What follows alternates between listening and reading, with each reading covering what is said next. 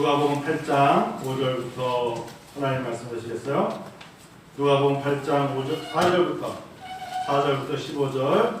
자, 같이 4절부터 15절 같이 읽어요. 각 동네 사람들이 예수께로 나와 큰 무리를 이루니 예수께서 비유로 말씀하시되 씨를 뿌리는 자가 그 씨를 뿌리러 나가서 뿌릴새 더러는 길가에 떨어지매 밟히며 공중의 새들이 먹어버렸고 더러는 바위 위에 떨어지매 싹이 났다가 습기가 없으므로 말랐고 더러는 가시떨기 속에 떨어지매 가시가 함께 자라서 기운을 막았고 더러는 좋은 땅에 떨어지매 나서 100배의 결실을 하였느니라. 이 말씀을 하시고 이르시되 들을 귀 있는 자는 들을지어다. 제자들이 이의 뜻을 들으니 이르시되 하나님 나라에 비밀하는 것이 너희에게 허락되었으나 다른 사람에게는 유로 하나니 이는 그들로 보아도 못하고 들어도 깨닫지 못하게 하려니라. 이 비유는 이러하니라. 이는 하나님의 말씀이요 길가에 있다는 것은 말씀을 들은 자니 이에 마귀가 가서 그들이 믿어 구원을 얻지 못하게 하려고 말씀을 그 마음에서 빼앗는 것이요 바위 위에 있다는 것은 말씀을 들을 때 기쁨으로 받아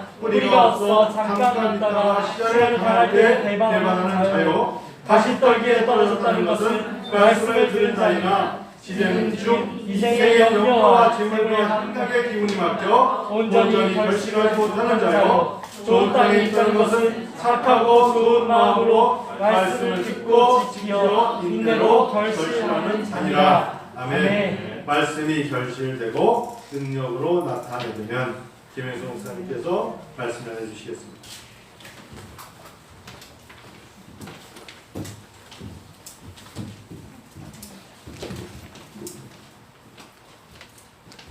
목사님이 마스크를 벗어도 된다 그래서 마스크를 벗겠습니다. 자, 옆 사람과 우리 이렇게 인사하겠습니다. 우리 교회가 하나님을 기쁘시게 하는 아름다운 교회가 되게 합시다. 자, 시작. 우리 교회가 하나님을 기쁘시게 하는 아름다운 교회가 되겠습니다. 오늘 이렇게 은혜와 비전 교회에 와서 말씀을 전할 수 있도록 인도하신 하나님께 먼저 감사를 드리고 우리 한 목사님께도 감사를 드립니다. 오늘 저는 왜 이렇게 눈물이 나요? 왜냐하면 한 목사님이 교회를 개척한다고 하는 말을 했을 때 제 마음은 너무 아팠어요. 큰 교회에 담임 목사로 부임할 수도 있었는데 왜 어려운 개척을 하려고 하는지 너무 마음이 아팠어요. 그래서 지하실 교회에서 개척을 시작한다고 개척 예배를 드리는데 저는 개척한다고 하는 것이 너무 힘들기 때문에 참 마음이 아팠어요. 또 이곳에 교회를 마련하기 위해서 목사님 참 대지방까지 가서 대출 받으러 갔다 왔다고 하는 말인데 너무 마음이 아팠습니다. 그런데 하나님께서 지난 13년 동안 여러 가지 많은 어려움 가운데에서 이 교회를 지켜주시고 오늘에 이룰 수 있도록 인도하신 하나님께 감사드리고 앞으로 하나님께서 우리 은혜와 비전교회를 통해서 하나님의 큰 역사를 이루실 줄로 믿습니다. 그리고 지금 코로나로 인해서 어려운 시대이지만 목사님을 중심으로 해서 온 교회와 성도들이 하나가 되어서 주님의 교회를 섬기고 하나님께서 주님의 몸된 교회를 이곳에 세우신 그 뜻을 이루는 교회, 하나님께 영광을 돌려드리는 교회가 될 수 있기를 바랍니다. 그리고 코로나로 인해서 어려운 이 시기에 성도들의 가정과 사업터와 직장 위에 하나님의 은혜가 함께 하시기를 주의 이름으로 축복합니다. 아멘. 20세기의 대표적인 경영학자로 불리운 피커 그레가는 새로운 현실이라고 하는 책에서 인류 역사의 중요한 전환점에 대해 이렇게 말했습니다. 13세기에 일어난 도시문화, 1455년에 일어난 르네상스 운동, 1776년부터 시작된 산업혁명, 그리고 1990년도부터 시작된 자본주의 이후 사회는 인류 역사를 획기적으로 발전시킨 중요한 전환점이라고 했습니다. 그러면서 이런 역사적 전환점의 시기에는 반드시 새롭고 피할 수 없는 구조적인 변화가 일어났는데, 특히 1990년부터 시작된 자본주의 이후 시대를 구성하는 세 가지 중요한 구조적 변화의 축을 지식, 네트워킹, 세계화라고 했습니다. 그런데 피터 드레커가 예견한 이런 현상들이 지금 실제로 일어나고 있습니다. 지금 세계화로 인해 자본, 재화, 노동, 정보, 종교 등이 국경을 넘어 전 세계적으로 교류하고 확산되는 현상이 일어나고 있어 세계의 모든 것들이 융합되는 현상이 일어나고 있습니다. 그래서 우리는 지금 정보통신 기술의 발달로 인해 지구 반대편에서 일어나는 일들이 불과 몇 시간 후면 전 세계 사람들이 알게 되는 세상에 살고 있고, 지식이 급증한 세상에 살고 있습니다. 그런데 이런 시대를 살고 있는 한국 교회와 성도들의 신앙의 모습을 여러 가지로 말할 수가 있겠지만, 누가 저에게 이 시대의 영적인 상태를 한마디로 말하라고 한다면 저는 말씀의 홍수 속에 살면서도 말씀의 풍성함과 능력을 경험하지 못하고 사는 시대라 그렇게 말하고 있습니다. 지금 쉽습니다. 지금 우리들은 정보통신 기술의 발달로 인해 TV나 인터넷이 없는 집이 없고 스마트폰이나 핸드폰이 없는 사람이 없습니다. 심지어는 초등학생들까지 있습니다. 그래서 TV를 켜서 기독교 방송을 켜고 인터넷을 켜고 핸드폰을 켜면 말씀을 얼마든지 듣고 배울 수 있는 그런 세상에 살고 있습니다. 그리고 교회 여러 기관에서 얼마나 말씀을 가르치는 프로그램과 세미나가 많이 열리고 있는지 모릅니다.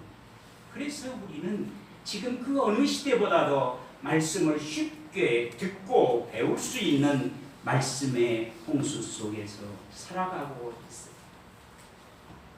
연세가 좀 드신 분들 중에 젊었을 때부터 신앙생활을 하신 분들은 1960년대 그리고 1980년대 초반까지 어느 곳에서 부흥회가 열린다고 하면 이불 보따리쯤을 쌀고 수십 리를 걸어서 말씀을 들으러 가는 기억이 있으실 것인데, 저도 그런 기억이 아주 생생하게 납니다. 그런데 그때와는 비교할 수 없을 정도로 말씀을 많이 듣고 배울 수 있는 이런 말씀의 홍수 속에 살고 있는 한국교회와 성도들의 신앙의 모습은 전에 비해 오히려 심령은 메말라가고 있고 가슴은 냉랭해져 가고 있으며 삶에 닥친 문제로 인해 불안한 가운데 살아가므로 말씀의 풍요 속에 살고 있지만 말씀의 풍성함과 능력을 경험하지 못하고 사는 것이 오늘 우리 성도들의 모습이지 않나 그런 생각을 해봅니다. 그래서 오늘은 본문의 말씀을 통해서 교회 창립 13주년을 맞이하는 은혜와 비전교회 성도들이 어떻게 해야 우리가 듣고 읽고 배운 말씀이 결실되고 삶의 능력으로 나타남으로 주님 안에서 풍성한 삶, 능력 있는 삶을 살고 이곳에 주님께서 몸된 교회를 세우신 그 뜻을 이루는 삶을 살 수 있을지에 대해 살펴보면서 하나님께서 주시는 은혜를 나누려고 합니다. 오늘 말씀은 네 가지 땅에 떨어진 씨앗에 대한 비유의 말씀으로 신앙생활을 좀 하신 분들은 많이 들은 말씀이요 잘 아는 말씀이기도 합니다. 그래서 오늘 성경 공독을 할 때에 어떤 분들은 그 말씀하면서 쉽게 넘어가려고 하는 분들도 계실 것입니다. 그러나 이 시간에는 이 말씀을 여러분들이 그런 자세로 대해서는 안 됩니다. 왜냐하면 예수님께서 이 말씀을 하는 하나님 나라의 비밀, 천국의 비밀에 대해서 말씀하시면서 이 말씀을 하고 계시기 때문입니다. 그럴 뿐만 아니라 오늘 이 말씀을 듣고 말씀을 어떤 자세로 듣고 말씀을 어떤 자세로 대하느냐에 따라 주님의 뜻을 분별하고 그 뜻대로 사느냐 그렇지 못하느냐, 말씀 안에서 풍성한 삶을 사느냐 그렇지 못하느냐가 결정되게 되기 때문입니다. 그리고 오늘 교회 창립 13주년을 맞이하면서 하나님께서 교회를 여기까지 인도해 주신 것을 감사드리며 장차 우리 교회가 더욱 하나님을 기쁘시게 하는 교회가 되겠다고 결심하며 드리는 이 예배에 여러분들이 하나님의 말씀의 능력을 경험하지 못한다면 하나님께서 이곳에 주님의 몸된 교회를 세우신 그 뜻을 이룰 수 없기 때문입니다. 따라서 오늘 이 말씀을 전하고 듣는 저와 여러분은 이 말씀을 다른 사람이 아니라 오늘 나에게 주신 말씀으로 받아들이므로 이 시간 이후로는 장차 영원히 살 천국의 기쁨과 은혜를 오늘 이 땅에서 우리의 심령과 삶의 현장에서 누리게 되므로 이 험한 세상 가운데에서 천국의 기쁨과 능력으로 주님 안에서 풍성한 삶을 사는 성도, 주님께서 이곳에 주님의 몸된 교회를 세우신 그 뜻을 이루는 교회와 성도들이 될 수 있기를 주의 이름으로 간절히 축원합니다. 아멘. 자, 오늘 본문의 말씀은 조금 전에 말씀드린 바와 같이 4가지 땅에 떨어진 씨앗에 대한 비유의 말씀으로 길가에, 바위 위에, 가시떨기 위에 좋은 땅과 같은 뿌려진 씨앗을 받는 4가지 땅에 대한 말씀입니다. 그러나 그 내용의 의미를 깊이 묵상하면 예수님께서 이 비유를 통해서 말씀하시고자 한 비유의 핵심은 2가지임을 알 수가 있습니다. 다시 말해 4가지 땅에 떨어진 씨앗의 비유는 뿌려진 씨앗을 받는 2 종류의 땅에 대한 것으로 결실하고 열매 맺는 땅과 그렇지 못한 땅에 대한 말씀이라는 것입니다. 여기서 우리는 오늘 이 말씀을 바르게 깨닫기 위해 예수님께서 말씀하신 땅은 무엇이고 뿌려진 씨앗은 무엇을 의미하는지를 먼저 알아야 합니다. 11절에 이 비유는 이러하니라. 씨는 하나님의 말씀이요 하고 있으므로 씨앗은 하나님의 말씀이고 땅은 하나님의 말씀을 듣는 사람의 마음, 저와 여러분 각자의 심령을 말하고 있습니다. 이렇게 예수님은 씨앗은 하나님의 말씀이요 땅은 우리 각자의 마음이라 하시면서 결실하고 열매 맺는 땅과 그렇지 못한 땅이 어떻게 결정되느냐에 대해 말씀을 듣는 자세와 말씀을 듣고 적용하는 자세, 이렇게 2가지로 구분해서 말씀하고 있습니다.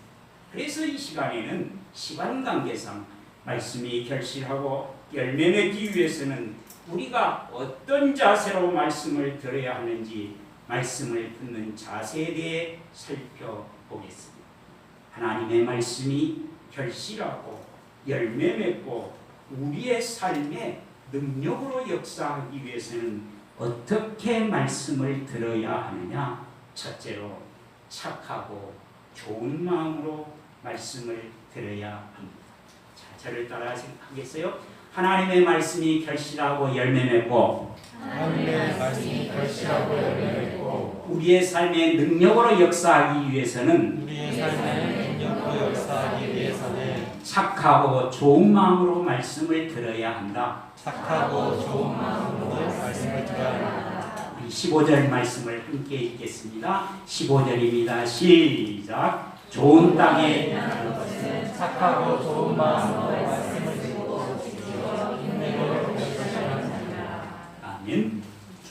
땅에 있다는 것은 착하고 좋은 마음으로 말씀을 듣고 하고 있는데, 여기 좋은 땅이란 예수님께서 말씀하신 결실하고 열매 맺는 땅과 그렇지 못한 두 종류의 땅 중 결실하고 열매 맺는 땅을 말하고 있습니다.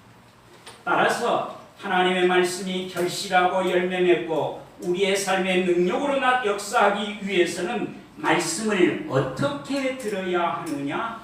착하고 좋은 마음으로 말씀을 들어야 한다는 것입니다. 그러면 착하고 좋은 마음으로 말씀을 듣는다는 것은 무엇을 의미할까요? 여기 착하고란 단어는 원어로 칼레인데, 칼레란 단어는 칼로스에서 온 것으로, 칼로스는 선함, 아름다움이란 뜻을 갖고 있는데, 여기서 선하다고 하는 것은 도덕적인 것을 포함하지만 하나님의 뜻, 하나님의 목적에 합당한 것을 말하고 있습니다. 따라서 착한 마음으로 말씀을 듣는다고 하는 것은 개인의 욕심을 채우기 위한 낮은 차원의 성취에 몰두하지 않고 하나님의 지혜와 하나님의 의로움 등 하나님의 뜻과 하나님의 목적을 알고 깨닫는 것에 열심인 태도로 말씀을 듣는 것을 의미하고 있습니다. 그리고 좋은이란 단어는 원어로 아가데인데, 아가데란 단어의 뜻은 하나님의 뜻과 하나님의 말씀을 알고 그 말씀에 순종하기 위해 잘못된 것들을 과감하게 포기할 줄 아는 마음, 그런 내면의 상태를 말합니다. 그러므로 결실되고 열매 맺는 땅이 되기 위해서는 개인의 욕심을 만족시키기 위한 낮은 차원의 성취에 몰두하지 않고 지혜와 의로움, 하나님의 뜻과 하나님의 목적을 성취하기 위해, 다시 말해 선하고 유익한 것을 얻기 위해, 영원한 생명을 얻기 위해, 참된 진리를 깨닫기 위해 잘못된 것들을 과감하게 버리겠다고 결단하는 마음으로 말씀을 들어야 한다는 것입니다. 이렇게 말씀이 결실되고 열매를 맺기 위해서는 착하고 좋은 마음으로 말씀을 들어야 합니다. 그런데 예수님께서 말씀하신 비유 중 이런 마음을 갖지 못한 땅이 나오는데, 그 첫 번째 땅이 5절에 나오고 있습니다. 5절에 씨를 뿌리는 자가 그 씨를 뿌리러 나가서 뿌릴새 더러는 길가에 떨어지며 밟히며 공중의 새들이 먹어버렸다 하고 있으므로 그 땅은 씨앗이 길가에 떨어진 땅임을 알 수 있습니다. 요즘 농가에서 소득 증진을 위해 대부분 씨를 파종해서 모종을 옮겨 재배하는 것이 요즘 농사 기술입니다. 그러나 전에 우리 농촌에서도 그랬고 예수님 당시 팔레스틴 지역에서도 대부분 씨앗을 흩어서 뿌렸어요. 그런데 씨앗을 그렇게 흩어서 뿌리면 씨앗이 여기저기 떨어져서 길가 딱딱한 곳에 떨어진 씨앗이 있는데, 그런 씨앗은 사람들의 발에 밟히기도 하고 공중의 새들이 와서 먹어버리기도 하며 길이 딱딱함으로 땅에 뿌리를 내리지 못하게 되고 맙니다. 그런데 이렇게 여러 땅에 떨어진 씨앗의 비유를 듣고 무리들이 떠난 뒤에 제자들이 예수님께 이 비유의 의미를 묻자 예수님께서 그 의미를 12절에서 이렇게 설명해 주고 있습니다. 우리 12절 말씀을 함께 읽겠습니다. 시작. 길가에 있다는 것은 말씀을 듣는 자니 위에 나무가 가서 그의 입으로 구원을 얻지 못하게 하려고 말씀을 그 마음에서 빼앗는 것이요. 이 말씀은 하나님의 말씀이 역사와 시대를 초월해서 오늘도 동일하게 전해지고 있지만 악한 마귀가 온갖 방법을 동원해서 말씀을 듣지 못하게 하고 말씀을 믿지 못하게 한다는 것입니다.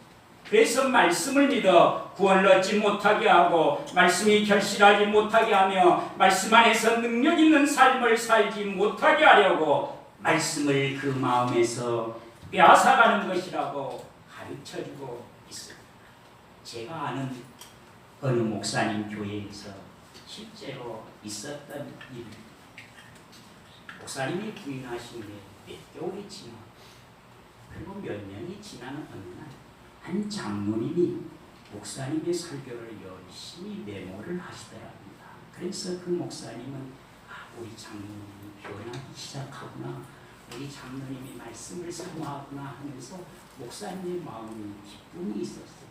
그런데 그렇게 목사님의 설교 말씀을 메모하던 6개월이 지난 어느 날 그 장로님이 목사님을 찾아왔더랍니다. 그러면서 이제껏 메모한 그 메모 노트를 가지고 목사님 며칠 날 목사님 이런 설교를 하셨는데 그 설교는 어법에 잘 맞지를 않습니다. 며칠 날 이런 설교를 하셨는데 이것은 성경을 잘못 해석하신 것입니다. 이렇게 하더라고요. 그리고 그 이후에 그 장로님은 성도들에게 목사님의 말씀을 비판하더랍니다. 그리고 당회에서 무엇을 하자고 하면은 계속해서 반대를 하시더라고요. 이로 인해 그 목사님은 그 교회에서 목회를 하지 못하고 다른 교회로 옮겨서 사역을 하게 되었습니다. 그런데 주일마다 목사님의 설교를 듣고 그렇게 비난하던 그 장로님은 몇 년 후에 사업이 완전 망하게 되었고 그리고 암에 걸려서 죽고 말았다고 합니다. 저는 그 장로님의 이야기를 듣고 얼마나 마음이 아프고 얼마나 마음이 안타까웠는지 모릅니다. 여러분, 악한 사탄마귀는 우리가 하나님의 말씀을 듣고 그 말씀이 결실되고 말씀의 능력을 경험하고 살지 못하기 위해 똑같은 장소에서 똑같은 말씀을 들어도 온갖 수단과 방법을 동원해서 하나님의 말씀을 듣지 못하게 역사하고 지금 이 시간에도 역사하고 있다고 하는 사실입니다. 그런데 이렇게 사탄이 하나님의 말씀을 듣지 못하게 역사하고 있는데도 말씀을 들으면서 이런 사탄의 정체를 알지 못하고 사단의 속임수에 넘어가 마음의 문을 닫고 말씀을 듣지 않는 성도들이 많이 있습니다. 여러분, 사단은 지금 어떤 사람에게는 말씀을 의심함으로, 어떤 사람에게는 졸음으로, 어떤 사람에게는 저 정도는 알아 하는 교만함으로, 어떤 사람에게는 지금 여러분에게 닥친 여러 가지 문제로, 어떤 사람은 말씀을 비판함으로, 어떤 사람은 예배를 마치고 무슨 일을 해야 한다는 등 분주함으로 온갖 수단과 방법으로 하나님의 말씀을 듣지 못하게 하고 있습니다. 그러므로 사랑하는 성도 여러분, 이제는 말씀이 여러분의 삶 가운데에 결실하고 열매 맺고 삶의 능력으로 나타나기 위해 개인의 이기적인 욕심과 말씀을 듣는데 방해하는 모든 것들을 과감하게 끊어버리겠다고 결단하고 말씀을 듣는 성도, 하나님의 말씀을 듣고 읽고 배우는 모든 시간에 마음과 생각과 환경 가운데 역사에서 말씀을 듣지 못하게 하는 모든 악한 마귀의 세력을 예수 그리스도의 이름으로 물리치고 말씀을 들을 수 있기를 바랍니다. 여러분에게 닥친 문제와 염려와 근심으로 인한 억눌림 등을 버리고 착하고 좋은 마음으로 말씀을 듣는 성도들이 될 수 있기를 바랍니다. 그래서 말씀이 여러분 각자에게 결실되고 삶 가운데 능력으로 나타나게 되기를 주의 이름으로 간절히 축원합니다. 아멘. 우리 옆 사람에게 착하고 좋은 마음으로 말씀을 들읍시다. 자, 시작. 착하고 좋은 마음으로 말씀을 들읍시다. 아멘. 이제 말씀이 결실되고 열매 맺으며 우리의 삶의 능력으로 역사하기 위해서는 어떻게 말씀을 들어야 하느냐? 말씀을 마음으로 들어야 합니다. 15절을 다시 보겠습니다. 좋은 땅에 있다는 것은 착하고 좋은 무엇으로 말씀을 듣는 것이라 하고 있습니까? 마음으로 말씀을 듣는 것이라 하고 있습니다. 그러니까 말씀이 결실되고 열매 맺고 삶의 능력으로 나타나기 위해서는 말씀을 어디로 들어야 되느냐? 말씀을 마음으로 듣고 말씀을 마음으로 받아야 받아야 한다는 것입니다. 그런데 대부분의 사람들이 말씀을 들을 때 마음으로 듣지 않고 귀로 듣고 머리로 듣고 마는 사람들이 많이 있어요. 그래서 신앙생활을 오래 할수록 아는 것은 많은 것 같은데 말씀으로 인한 열매를 맺지 못하고 말씀의 능력도 체험하지 못하며 신앙생활을 한 연수만큼 성숙된 신앙생활을 하거나 말씀 안에서 풍성한 삶을 살지 못하게 되고 막 이로 인해 예수님 당시의 바리새인과 서기관 같이 지식적이고 형식적이고 율법적이고 습관적인 신앙생활을 하는 성도들을 많이 보게 됩니다. 여러분들은 신앙생활을 하면서 이런 의문점이 있지 않습니까? 히브리서 4장 12절에 하나님의 말씀은 살아있고 활력이 있어 좌우의 날선 어떤 것보다도 예리하여 혼과 영과 관절과 골수를 찔러 쪼개기까지 한다 하고 있으므로 하나님의 말씀이 나의 영혼을 새롭게 하고 나의 심령을 새롭게 할 수 있는데 나는 이제껏 신앙생활을 한다고 해왔고 그렇게 말씀을 많이 들어왔음에도 왜 이렇게 변화되지 않을까? 나는 이제껏 말씀을 들었어도 내 마음속에는 아직도 미움과 시기와 분노와 욕심이 가득하고 죄악된 모습들이 지금도 이렇게 많이 있습니다. 또 요한복음 15장 5절에 나는 포도나무요 너희는 가지라 그가 내 안에 내가 그 안에 거하면 사람이 열매를 많이 맺나니 나를 떠나서는 너희가 아무것도 할 수 없음이라고 하시면서 주님 안에 있으면 많은 열매를 맺게 된다고 말씀하셨는데 나는 주님을 믿는다고 믿는데 열매도 맺지 못하고 풍성한 삶을 살지도 못하며 조그만 어려움에도 넘어지고 쓰러지는 그런 삶을 살아야 하느냐 하면서 갈등하고 좌절할 때가 있는 우리들의 모습을 보게 됩니다. 그렇지 않으세요? 전혀 안 그러신 것 같은데 저는 그럴 때가 많이 있어요. 그런데 여러분 이제껏 우리가 주님을 믿노라 하고 말씀을 들었어도 이런 모습으로 살고 있는 요인 중 가장 중요한 것 중 하나는 우리가 믿는 하나님이 능력이 없으시거나 우리가 우리에게 주신 이 말씀이 능력이 없어서가 아니라 우리가 말씀을 들어도 귀로만 듣고 머리로만 듣지 말씀을 마음으로 듣고 그 말씀을 붙들고 살지 않았기 때문이라고 하는 사실입니다. 그래서 이제껏 말씀을 많이 들었어도 그 말씀이 결실되고 능력으로 나타나지 못하므로 이렇게 갈등하고 좌절하며 주님의 뜻보다는 내 방법과 내 생각대로 살아가고 있는 우리들의 모습을 보게 됩니다. 따라서 우리는 말씀을 듣되 귀로 듣고 머리로 듣는 것이 아니라 말씀을 마음으로 듣고 말씀을 마음으로 받아야만 한다는 것입니다. 자, 지금부터 제가 말씀을 왜 귀로 듣고 머리로 듣는 것이 아니라 말씀을 마음으로 듣고 마음으로 받아야 하는지에 대해 말씀을 드릴 것입니다. 여러분들이 이 말씀을 듣고 자신의 신앙을 잘 정립함으로 이후로는 말씀을 머리로 듣는 것이 아니라 말씀을 마음으로 듣고 마음으로 받는 성도들이 될 수 있기를 바랍니다. 여러분, 머리는 공적인 영역이고 논리적이고 합리적인 영역으로 주로 오감, 보고, 듣고, 냄새 맡고, 맛보고, 느낀 것을 이 신체에 전달함으로 우리의 몸이 정보와 지식을 얻게 합니다.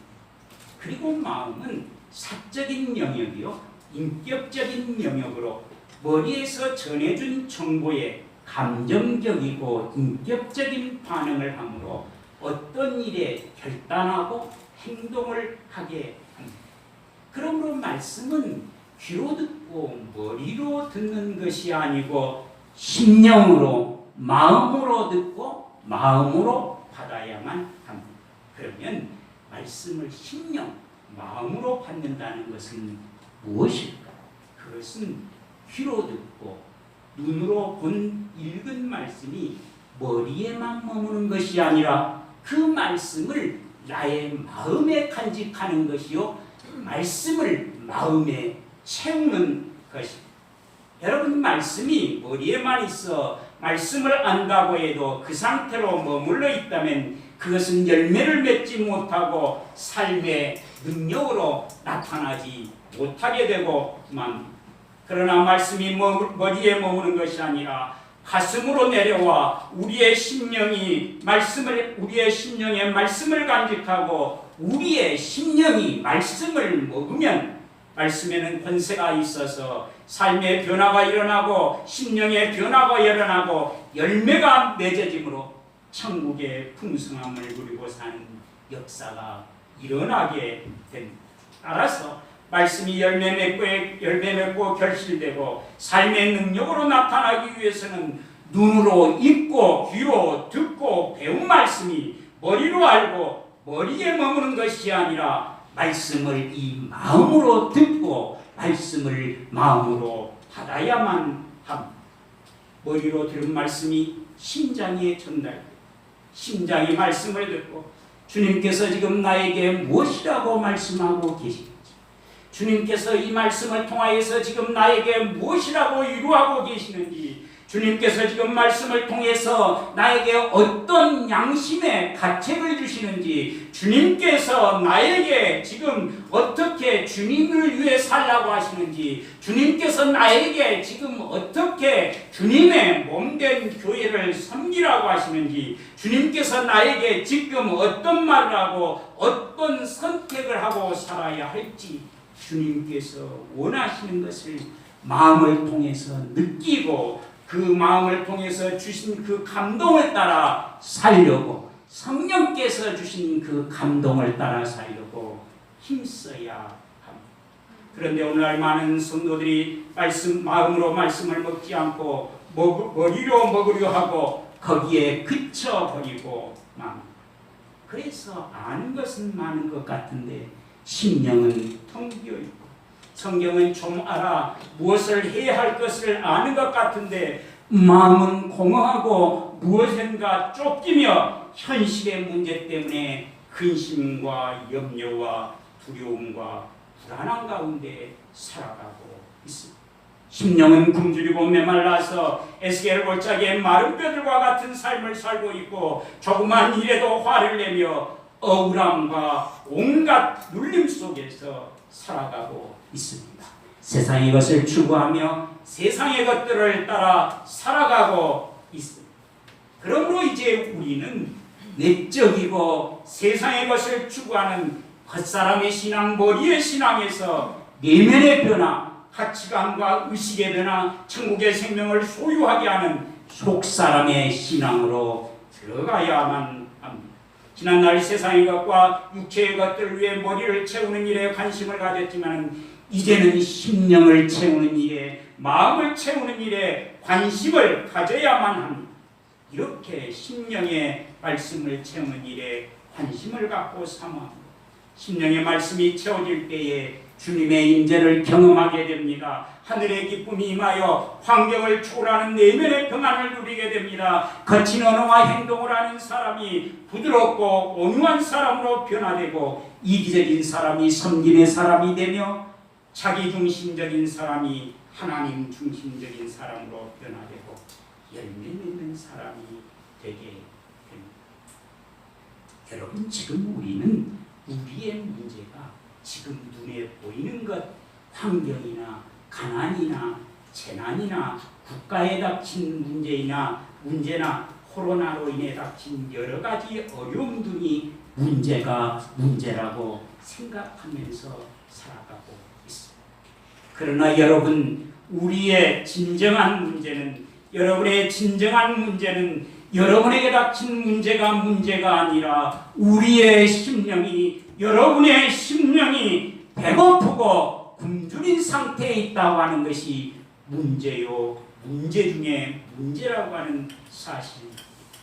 또한 사랑과 일학과 화평과 자비와 양성과 오래 참과 충성과 온유와 절제의 성령의 열매는 머리에서 맺어지는 것이 아니라 심령에서 맺어지게 됩니다. 그러므로 사랑하는 성도 여러분, 이제는 무엇보다도 심령의 말씀이 가득하게 채워지기를 사모하는 성도, 말씀을 머리가 아니라 심령의 말씀을 받는 성도들이 될 수 있기를 바랍니다. 그래서 말씀이 심령에 심겨짐으로 주의 뜻을 따라 사는 성도, 천국의 생명을 소유하고 사는 성도, 주님의 교회를 바르게 섬기고 사는 성도들이 될 수 있기를 주의 이름으로 축원합니다. 아멘. 우리 옆 사람에게 말씀을 마음으로 받고 심령의 말씀을 채웁시다 하고 크게 하세요. 좋은 분들이 몇 분이 계셔가지고 자 시작. 말씀을 마음으로 받고 심령으로. 네. 그러면 얼마 안 있으면 말씀 마칠 것이 졸지 마세요. 여러분 굉장히 지금 귀중한 말씀을 하고 있습니다. 자 그러면 제가 자화자찬하는 것이 아니고 여러분이 말씀을 듣는 자세에 대해서 말씀하고 있으니까요. 그러면 말씀을 마음으로 듣고 심령의 말씀을 가득 채우기 위해서는 어떻게 해야 될까요? 중요한 것 몇 가지만 말씀드리겠습니다. 첫째로 심령의 마음에 말씀이 충만하기를 사모하며 기도해야 합니다. 시편 107편 9절 그가 사모하는 영혼에게 만족을 주시며 줄인 영혼에게 좋은 것으로 채워주시니라고 말씀하고 있습니다. 하나님은 사모하는 영혼에게 만족을 주시고 줄인 영혼에게 좋은 것으로 채워주시는 하나님이십니다. 하나님은 하나님의 은혜를 사모하는 자에게 가까이 오시고 그런 사람의 심령을 채워주시며 세상이 알지 못하는 기쁨과 평안을 주십니다. 주님의 마음을 알아 주님의 뜻에 순종하고 주의 말씀을 따라 살게 합니다. 문제가 있지만 문제를 해결할 수 있는 힘과 능력을 주시고 그 문제를 헤쳐나갈 수 있는 지혜를 허락하여 주십니다. 그러므로 우리는 날마다 간절한 마음으로 말씀을 사모하고 말씀 충만, 성령 충만하기를 사모하고 갈망함으로 기도하는 성도가 되어야 합니다. 둘째로 말씀을 들을 때에 마음을 집중해서 듣고 말씀을 듣는 데 그치는 것이 아니라 들은 말씀을 묵상하고 입으로 시인하고 선포해야 합니다. 먼저 말씀을 들을 때에 마음의 문을 여시고 두십시오. 그리고 말씀을 들었으면 내가 그 말씀대로 살아야지, 오늘 말씀을 들었으면 그래 말씀을 좋은 마음으로 받아야지 하면서 말씀을 머리로 받는 것이 아니라 마음으로 받아야지 하면서 들은 말씀을 묵상하십시오. 그리고 입으로 시인하고 선포하며 살아야 합니다. 셋째로 말씀을 순간순간마다 의식적으로 생각하고 일주일 동안 그 말씀을 삶에 적용하고 그 말씀대로 살려고 힘써야 합니다. 마지막으로 하나님의 말씀을 읽고 듣고 배우는 일에 열심을 내야 합니다. 여러분 만약 일주일에 여러분들에게 2끼 식사만 하고 살라고 하면 어떻겠어요? 영광아 어떻겠니? 난리가 날 거예요. 한 끼 밥만 안 줘도 식탁을 걷어차면서 밥을 안 준다고 말이에요. 일주일에 한 끼 먹고 2끼 먹고 우리의 영적인 삶을 영위할 수가 없습니다. 그런데 성도들이 육적인 양식은 먹지 않아도 배고파하면서도 영적인 양식 하나님의 말씀은 먹지 않아도 굶주림을 느끼지 못하고 사는 우리들의 모습이라고 하는 사실입니다. 여러분 말씀을 일주일에 한두 번 듣는다면 그 당시에 들은 말씀이 나에게 감동을 주기도 하지만 그 말씀이 나의 영혼을 살아 움직이게 하지는 못합니다. 그러므로 말씀을 읽고 듣고 배우는 일에 열심을 내므로 말씀을 가까이 해야 그럴 때에 심령의 말씀이 채워지는 은혜를 누릴 수 있게. 여러분 저는 오늘 말씀을 시작하면서 우리가 말씀이 풍요롭게 전해지는 이런 시대에 살면서도 왜 우리는 말씀의 풍성함과 능력을 경험하지 못하고 이렇게 살고 있는가라는 문제 제기를 하면서 오늘 말씀을 시작했습니다. 그런데 예수님께서 오늘 본문에 비유로 하신 이 말씀을 통해서 우리가 이렇게 말씀이 풍요롭게 전해진 시대에 살면서도 말씀의 풍성함과 말씀의 능력을 경험하지 못하고 사는 중요한 요인 중 하나는 말씀을 어떻게 듣느냐 하는 말씀을 듣는 자세와 태도에 달려있다는 사실을 깨닫게 되었습니다. 그러므로 사랑하는 성도 여러분, 이제는 여러분들이 지난날 말씀을 어떤 자세로 들었는지 말씀을 듣는 자세를 먼저 점검해 보시기를 바랍니다. 특히 교회에서 중직을 맡으신 분들, 그리고 오랫동안 신앙생활을 하신 분들, 내가 어떻게 말씀을 이제껏 들었는지 말씀을 듣는 자세를 점검해 보시기 바랍니다. 그리고 이제 말씀을 듣되 말씀에 대한 의심과 교만한 마음과 비판한 마음과 염려와 근심으로 인한 짓눌림 등 하나님의 말씀을 듣지 못하게 하는 모든 것들을 물리치고 착하고 좋은 마음으로 말씀을 듣는 성도, 말씀을 머리로 듣는데 그치는 것이 아니라 말씀을 마음으로 듣고 말씀을 심령에 가득가득하게 채우는 성도들이 될 수 있기를 바랍니다. 이렇게 하기 위해 심령에 말씀이 충만하기를 사모하고 마음을 집중해서 말씀을 듣고 들은 말씀을 묵상하고 입으로 시인하고 선포하기를 바랍니다. 말씀을 듣는 순간마다 의식적으로 말씀을 순간마다 의식적으로 생각하고 일주일 동안 그 말씀대로 살려고 몸부림치며 하나님의 말씀을 읽고 듣고 배우며 큐티하는 일에 열심을 내는 성도들이 될 수 있기를 바랍니다. 그래서 말씀이 결실되고 하나님의 사람으로 변화되며 말씀의 능력을 경험하고 주님 안에서 풍성한 삶을 사는 성도, 주님의 뜻을 이루는 삶을 사는 성도, 교회가 교회되게 하고 예배가 예배되게 하는 성도, 시대의 빛과 소금으로 사는 성도, 주님의 제자로 사는 교회와 성도들이 될 수 있기를 주의 이름으로 축원합니다. 아멘. 우리 반주자는 반주해 주시고 우리 모두 눈을 감고 지난날 우리가 하나님의 말씀을 어떻게 들었는지, 우리가 하나님의 말씀을 듣는 자세를 각자 점검해 보시기를 바랍니다. 내가 어떤 말씀으로 말씀을 그리고 하나님 이 시간에 하나님 이제 착하고 좋은 마음으로 말씀을 듣겠습니다. 그리고 하나님의 말씀을 비판하고 그리고 하나님 의심하고 염려와 근심으로 인한 짓눌림으로 하나님의 말씀을 듣는 것이 아니라 착하고 좋은 마음으로 말씀을 듣겠습니다. 말씀을 귀로 듣고 그치는 것이 아니라 말씀을 마음으로 받겠습니다. 그래서 말씀 안에서 풍성한 삶을 살고 주님의 뜻을 이루며 주의 영광을 드러내는 삶을 살겠다. 우리 한 목소리로 기도하겠습니다. 하나님 아버지, 주의 은혜와 크신 사랑을